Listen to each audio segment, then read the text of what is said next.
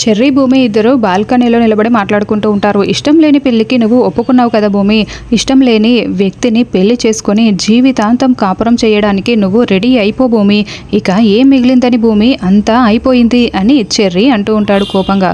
Cherry అలా మాట్లాడడంతో భూమి గుండెలు పగిలేలా ఏడుస్తూ చెర్రీ వైపు చాలా బాధగా చూస్తూ ఉంటుంది.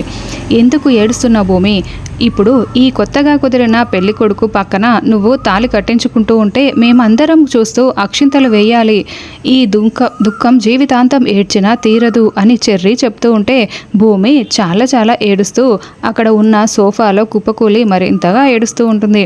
నేను నక్షత్రని పెళ్లి చేసుకున్నది ఎందుకు, మీరిద్దరూ కలవాలనే కదా, గగన్ అన్నయ్యని నువ్వు పెళ్లి చేసుకోవాలనే కదా, నేను నక్షత్రను పెళ్లి చేసుకొని త్యాగం చేశానని అనుకున్నాను, కానీ అది త్యాగం కాదు అని నాకు ఇప్పుడిప్పుడే అర్థమవుతోంది అని, నా విధిరాత నాకు రాసిన రోగమని నాకు ఇప్పుడే అర్థమైంది భూమి అని చెర్రీ చాలా కోపంగా బాధపడుతూ ఉంటాడు.